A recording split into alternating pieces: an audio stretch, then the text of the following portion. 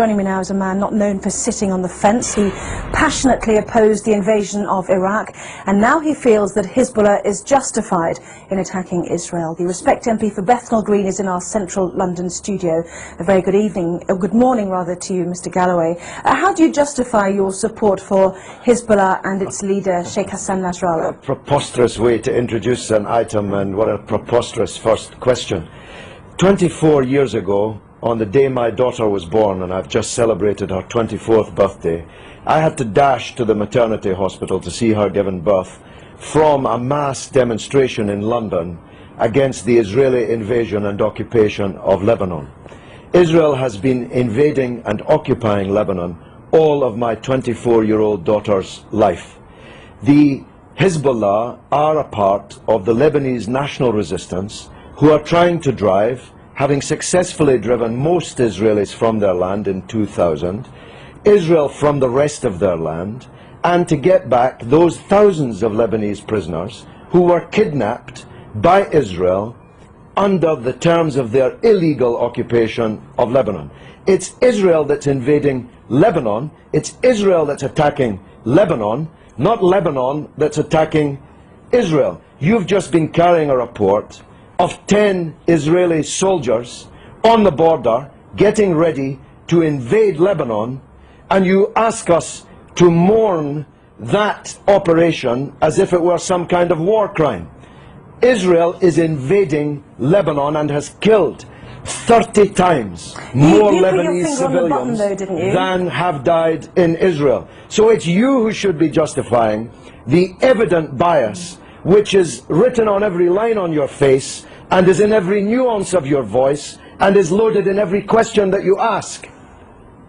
Right, you put your finger on the button though, didn't you, when you said that Hezbollah was set up back in the 1980s in order to remove every Israeli soldier from Lebanese soil. As you said, it achieved that in 2000. No, it didn't. This is a setback. No, it didn't. It didn't. This is a key point that you're concealing from your viewers. Israel was forced out of most of the south of Lebanon in 2000. It still occupies a part of Lebanon since 2000. The Shebaa Farms area, which is subject to this latest UN draft resolution. Thousands of Lebanese prisoners have been kidnapped by Israel. Hezbollah I spoke just a moment ago to the Israeli Foreign Ministry spokesman who said that the 3 Lebanese who have been captured, perhaps you'd like to use that word, have been before a judge and been through a court of law. Oh, please, have a slightly longer memory than 4 weeks. I'm talking about the thousands of prisoners taken during the 18 years of Israeli occupation, illegal occupation of South Lebanon. These are the prisoners that have to be released in exchange for the Israeli soldiers that were captured at the beginning of this wave of the crisis.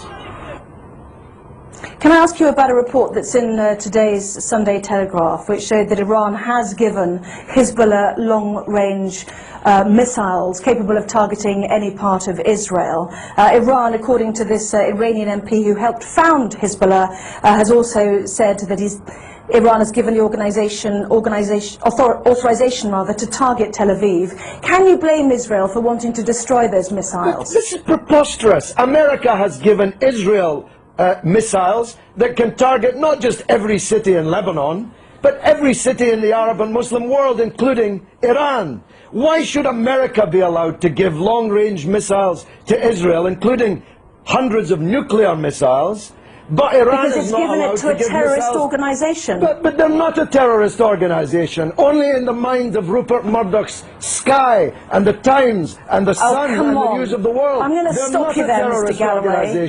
Prescribed terrorist organizations. One man's terrorist is another man's freedom fighter. We know that perfectly well. In most people's eyes, they are deemed to be. They had a choice, didn't they? Let's understand this. They had a choice, like the IRA, to take on politics. Listen, Anna. I'm saying they had a choice to absorb the idea of politics. They've got 2 Hezbollah cabinet ministers. Anna, one man's terrorist is another man's freedom fighter. You are totally wrong in saying that in most people's eyes, Hezbollah are terrorists. In most people's eyes, Israel is a terrorist state.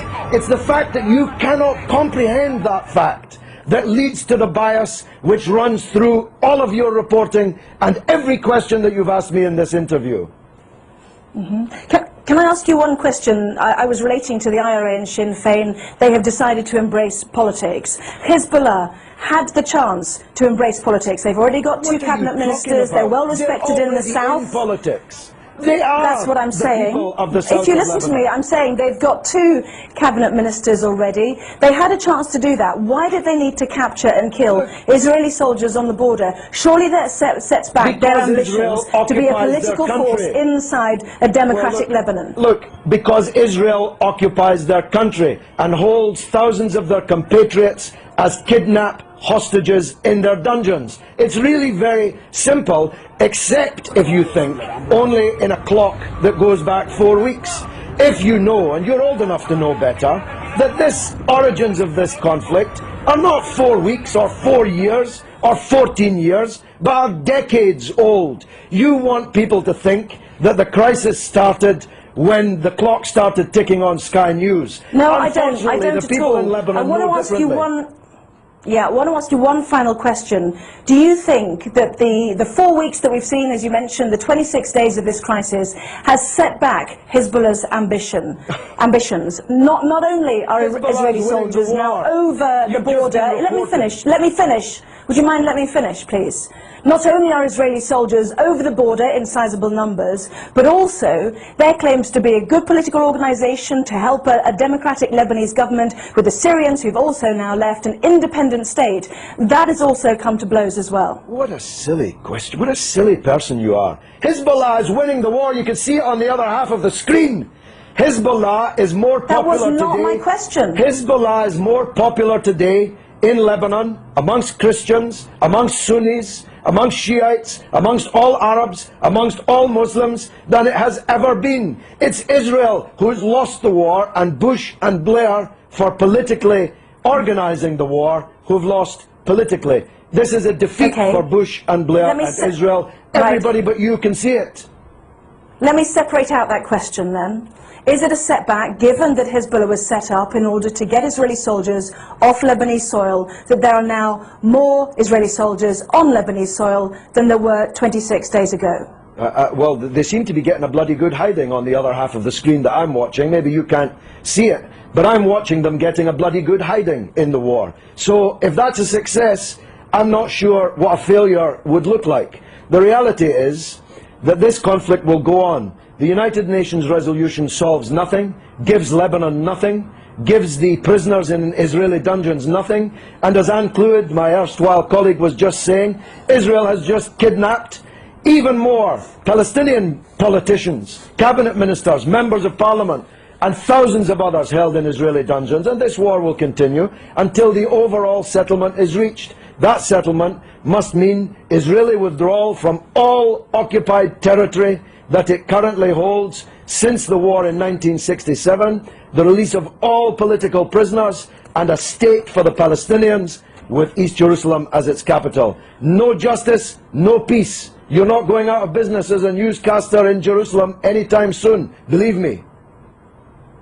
Well, as usual, you have prompted a huge email response, both for and against you, Mr. Galloway, so we'll leave it there. I have to say that some people might find it offensive when more families are mourning their dead to hear you say that it was a bloody You don't good give a hiding. damn. So You don't give a damn. You don't even know about the Palestinian families. You don't even know that they exist. Tell me the name of one member of the 7 members of the same family slaughtered on the beach in Gaza by an Israeli warship. You don't even know their name, but you know the name of every Israeli soldier who's been taken prisoner in this conflict, because you believe, whether you know it or not, that Israeli blood is more valuable than the blood of Lebanese or Palestinians. That's the truth, and the discerning of your viewers already know it.